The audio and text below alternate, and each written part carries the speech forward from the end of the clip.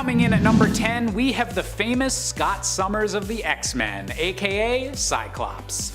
For years best known as the leader of the X-Men that has to rely on a visor made of ruby to control the concussive blasts constantly shooting from his eyes, Cyclops eventually found himself at a breaking point after years of family-related trauma, Marvel's most infamous love triangle, and the constant stress of mutant kind constantly being attacked and hated by humanity. When mutants became an endangered species following the events of M-Day, Cyclops began to lead the X-Men in a more extremist direction, and following a conflict with the Avengers over the imminent arrival of the Phoenix Force, Cyclops lost control and wound up killing his beloved mentor, Professor X.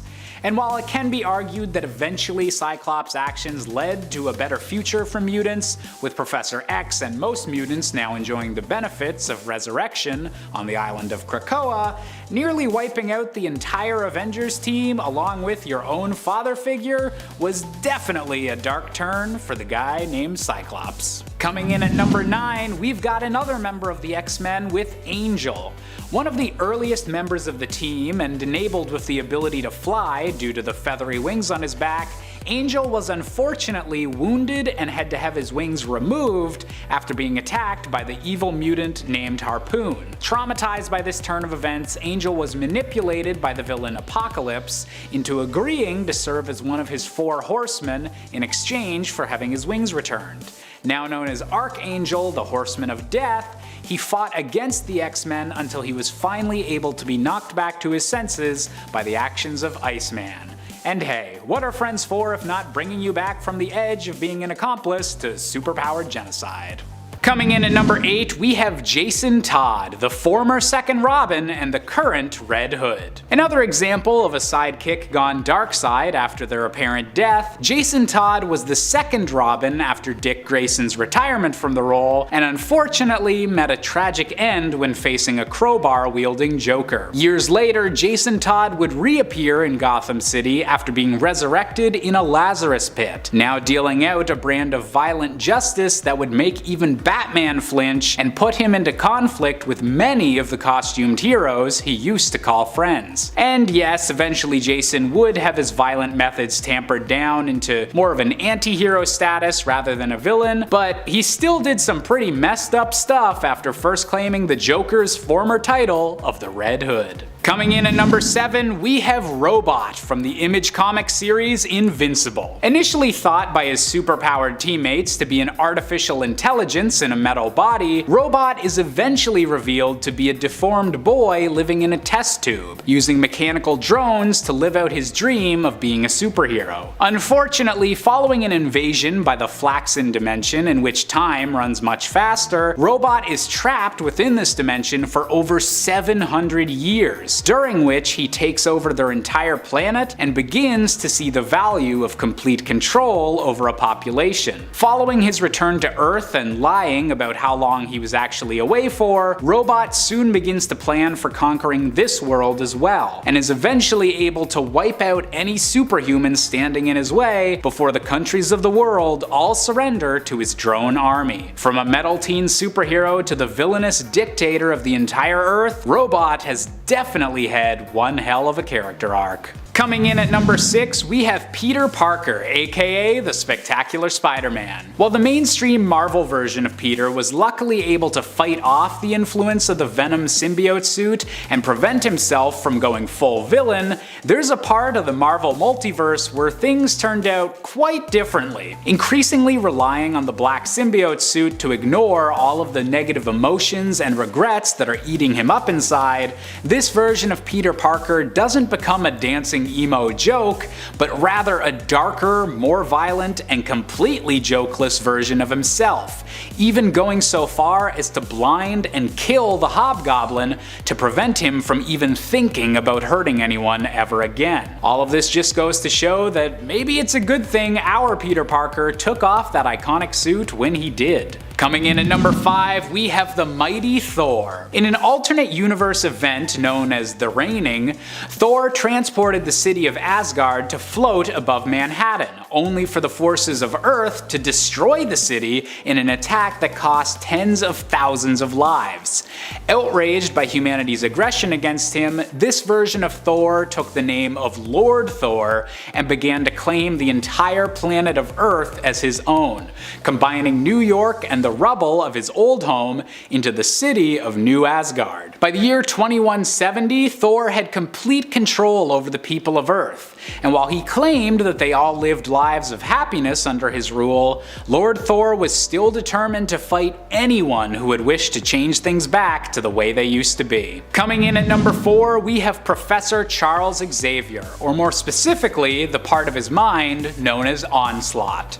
For years, Professor X has done all he can to achieve peace and prosperity for mutant kind, while not allowing his anger at humanity to get the better of him. But over years of psychically repressing every dark and evil thought he ever had, Xavier had made the perfect ticking time bomb. And when he briefly had a mental battle with his best frenemy Magneto, a portion of Magneto's less held back personality combined with all of the darkness in Xavier's heart and created one of the most dangerous psychic creations of all time, the villain known as Onslaught. Coming in at number 4, we have Mary Marvel of the SHAZAM family. The older sister of Billy Batson, Mary was a fan favorite member of the SHAZAM family and always seemed to have her siblings' backs. However, following an event that saw the Rock of Eternity shattered and Billy Batson having to take the role of the wizard Shazam, Mary found her powers entirely gone. Feeling alone and useless, Mary was manipulated by the villains Darkseid and Eclipso into taking Black Adam's power instead, intending for her to become the bride of Darkseid in the process. And while this plan was eventually foiled with reboots of the DC universe since having erased Mary's evil period of her life, this corruption still shows that in the wrong hands, the power of Shazam could be absolutely disastrous. Coming in at number 3, we have the infamous Batman Who Laughs from the Dark Multiverse. In a twisted alternate world where the Joker realizes he's dying and begins a mass killing spree of everyone in Gotham, Batman is forced to finally kill his arch-nemesis. Unfortunately, at the moment of death, Bruce was infected with a special brand of Joker venom that completely flipped his moral compass, but left intact all of his intelligence and planning. All of the chaos of the Joker with the brains of Batman. This supervillain is Gotham's worst nightmare come to life ever since he first crossed over into the main DC universe, and has only been able to be defeated with the entire help of the Bat family and a God mode powered Wonder Woman. Coming in at number 2, we have Superboy Prime. A jaded version of Kal-El from an alternate universe known as Earth Prime, this Superboy was the only superpowered hero on his own world, with all other heroes merely being fictional. After this reality was wiped out during the Crisis on Infinite Earths, Superboy Prime became obsessed with recapturing his past glory as the one and only Man of Steel, and slowly twisted into a psychotic version of Kal-El, determined to wipe out every other Clark Kent and destroy the entire multiverse if he has to. All of this goes to show that Superman's power is incredibly dangerous in the wrong hands. Speaking of which, coming in at our top spot, we have Injustice Superman. Hailing from an alternate universe similar to the main DC universe, Superman was the most beloved hero on the planet Earth until a surprise attack by the Joker led to the complete nuclear destruction of Metropolis, and Superman being deceived into murdering his own wife and unborn child. Immediately murdering the Joker in his grief, this version of Superman snapped and declared himself the High Counselor and sole leader of Earth, essentially conquering the entire planet. With a resistance movement led by Batman facing against him, this version of Superman sank to lower and lower depths, and was only able to be finally locked away with the help of the Justice League from the main DC universe, going to show that the only thing truly capable of taking down Superman is another Superman. Coming in at number 10, we have Matt Matt Murdock, aka Daredevil. After years of serving as the devil of Hell's Kitchen and attempting to bring justice to the streets of New York, Matt Murdock finally reached a breaking point after his enemy Bullseye destroyed a building with 107 innocent people inside. Taking control of the Hand, the antagonistic group of ninjas he'd long fought against, Daredevil declared martial law over Hell's Kitchen and began wearing a darker costume to show that he no longer cared about crossing the line of killing, stabbing Bullseye in the chest to drive this point home. And while Daredevil's drastic actions would eventually be explained to be partially caused by him being possessed by the beast of the Hand, it still didn't stop him from building a literal vigilante prison in the middle of New York and crossing several lines that he still regrets crossing to this day. Coming in at number 9, we have Bucky Barnes, aka the Winter Soldier. Originally serving as Captain America's young sidekick and friend during his earliest World War II adventures, Bucky was long thought to be dead by Cap and the rest of the world following his disappearance aboard an exploding plane belonging to the villain Baron Zemo. Recovered by a Russian submarine that discovered he was only missing a single arm, Bucky was turned into the Winter Soldier, the most feared assassin in the world for decades with no memory of his true identity. And while eventually Bucky would have his memories restored due to the efforts of an unfrozen Captain America, he still was one of the most dangerous men in the entire Marvel world for many years.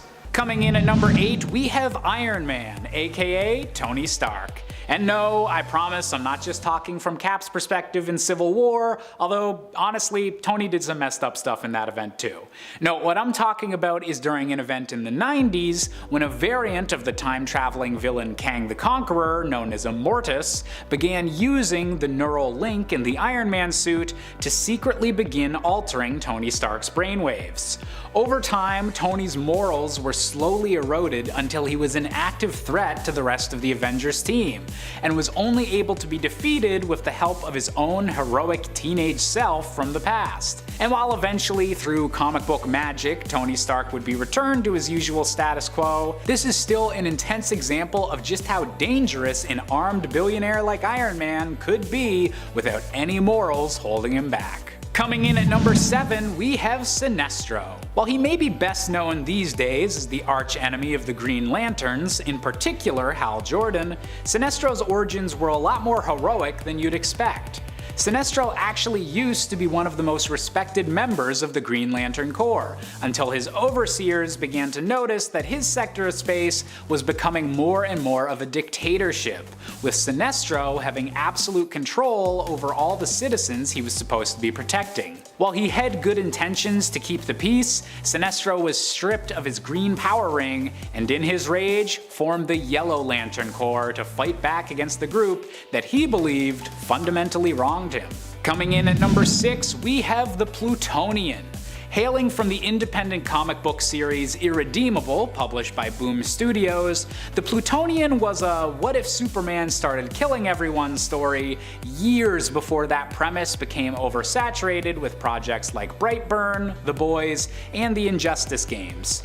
After spending years as the most beloved but mysterious superhero on the planet, the Plutonian loses his mind from the stress of his job and begins a war against the rest of his superpowered brethren by destroying a city of 7 million people. Most of this entire series is about different characters struggling to stay one step ahead of the Plutonian's killing spree, and if you're in the mood for a dark, nearly 40-issue run with a surprisingly interesting ending, I would definitely recommend it. Coming in at number 5, we have Hal Jordan, aka the Green Lantern. The 90s were an interesting time in comics as the medium continued to mature and tell darker stories after starting along that trend in the 80s, and it led to the attempted reinvention of multiple heroes.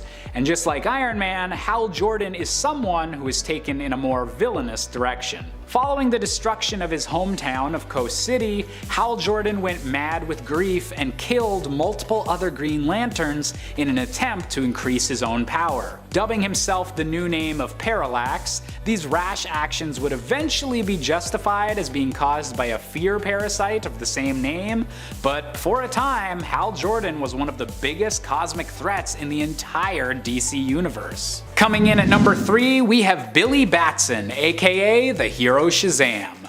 Normally a young boy who uses the power of Shazam to become one of the DC Universe's strongest heroes, this grown-up version of Billy Batson has been brainwashed and manipulated by Lex Luthor for years, convincing him that metahumans are a threat to the entirety of the world in the Kingdom Come universe. Billy would eventually be overwhelmed and use his powers again to destroy the largest metahuman prison on the planet, starting a full-scale super conflict and forcing him into a fistfight with a middle-aged Superman. And while Billy would eventually see that Lex had been manipulating him and would go on to sacrifice himself to prevent a nuclear explosion, it still goes to show that all of Shazam's powers could be catastrophic in the wrong hands. Coming in at number 2, we have the Old Man Logan version of Wolverine.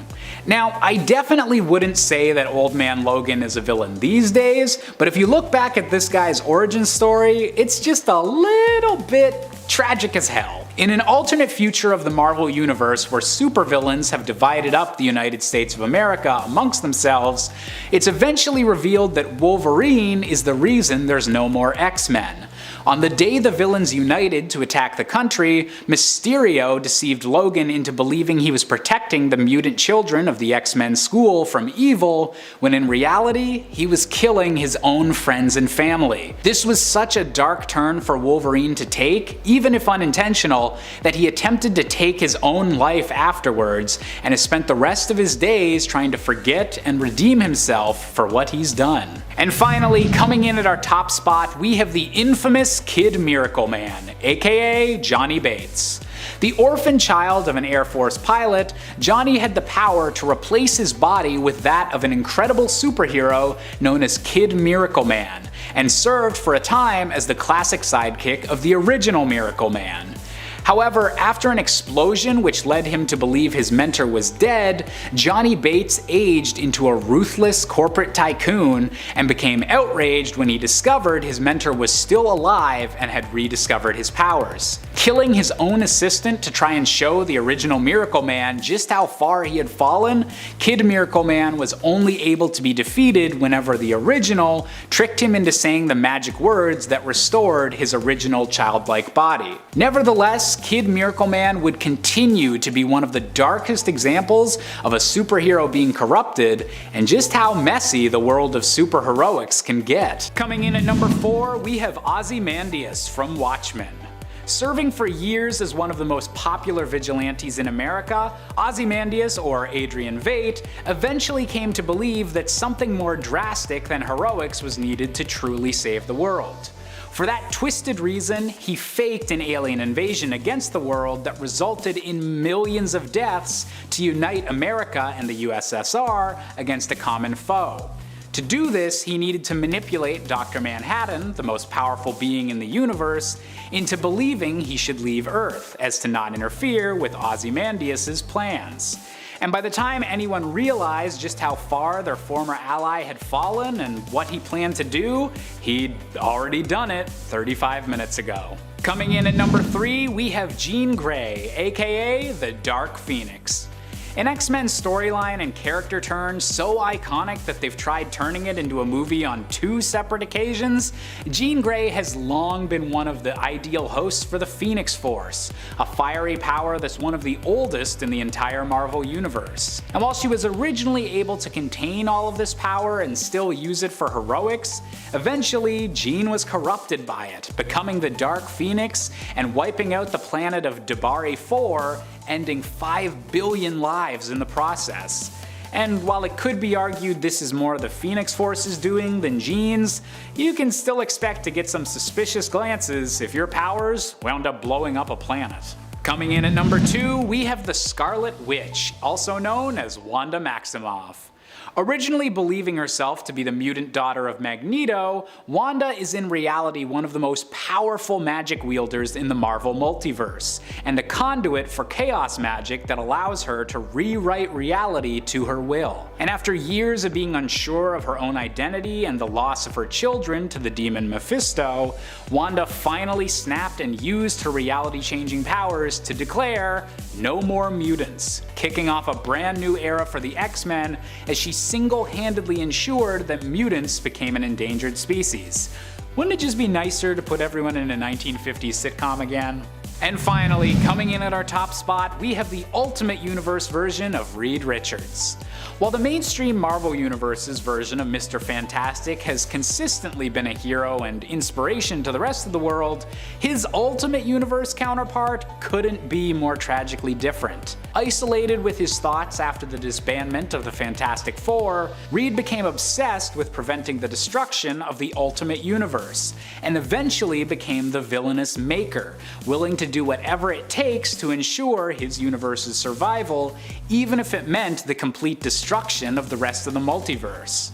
Unlike many other iconic heroes on this list, this version of Reed Richards has yet to become a good guy again, and remains an active threat throughout the multiverse that will surely come up against the real Fantastic Four again in the future. Coming in at number 6, we have Captain America, or more specifically, the version known as HYDRA Cap. Initially appearing to be the main Marvel Universe's Captain America, this version of Steve Rogers had grown up indoctrinated by Hydra's fascist ideologies, and was actually sent to America to kill the creator of the superhuman serum for the Axis powers, but instead wound up deceiving his way into receiving the serum himself. Having replaced the main Steve Rogers during an event that restored his lost powers, this HYDRA Cap was able to hide his evil intentions until the pivotal moment that he declared to the world those shocking words, "Hail Hydra." Coming in at number 5, we have the Incredible Hulk, or more specifically, the version that would become known as Maestro. Giving himself a new name after conquering what remains of America following a nuclear winter in a dark possible future, this version of the Hulk has become far stronger than his original gamma-green form, with years of sucking up deadly radiation only improving his ferocity and power. When the real Hulk encountered this warlord version of himself, the only way he was able to finally come out on top was by literally warping the Maestro back in time to be killed by the same gamma bomb that created the Hulk back in the 60s. But even since then, this future version of the Hulk still seems to keep finding ways to return and claim dominion over the world that he claims he deserves to rule. Coming in at number 10, we've got a bit of an honorable mention for Maxwell Lord.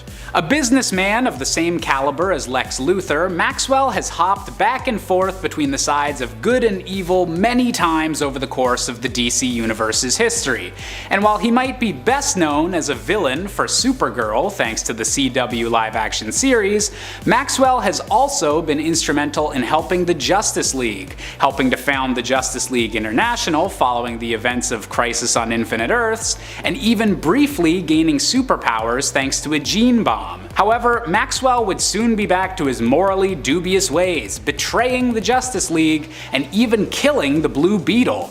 Not a cool way to use your new superpowers, Maxwell. Not cool at all. Coming in at number 9, we have Terra, the former member of the Teen Titans. Born with the ability of geokinesis, the ability to control and manipulate all forms of rock or earth near her body, Terra grew up as a mercenary working under the tutelage of her master, Deathstroke. And while it seemed that Terra had abandoned her past in favor of a heroic future once she joined the Teen Titans, it was eventually revealed that this was all a ruse. Terra betrayed the rest of the team so that they could be captured by Deathstroke, and while she would eventually be responsible for destroying the prison holding the Teen Titans as she began to regret what she'd done, it still was a brutal betrayal to both the Titans and their longtime readers. Coming in at number 8, we have Jean-Paul Valley, aka AZRAEL. Raised to be the next in a long line of super assassins created by the Sacred Order of St. Dumas, Jean-Paul was brainwashed for most of his life so that he wasn't aware of his own training. Once he came of age, he adopted the moniker of AZRAEL and became another dark vigilante protecting Gotham, even briefly taking over the mantle of Batman following Bruce Wayne's intense injuries at the hand of Bane during the Nightfall event. Unfortunately, his time as the Dark Knight was filled with violence and bloodshed, as AZRAEL began to descend back into his old training's ways, and it took a recovered Bruce Wayne to finally knock some sense into his fellow vigilante. Coming in at number 7, we have Phil Urich, aka the New Green Goblin. Nephew of the famous Daily Bugle reporter Ben URICH, Phil found his life turned upside down when he accidentally fell in a vat of goblin formula after finding one of Norman Osborn's old Green Goblin stashes. Taking the name of the villain, but determined to turn it into a symbol for good, this new Green Goblin attempted to be a hero in Manhattan for a time, until retiring once his equipment began to malfunction. However, Phil was desperate to chase the high of being a costumed hero, and wound up killing someone in a fight over another Green Goblin stash. Adopting the persona of the Hobgoblin, this time Phil was ready to fully embrace his true role as a goblin-themed villain.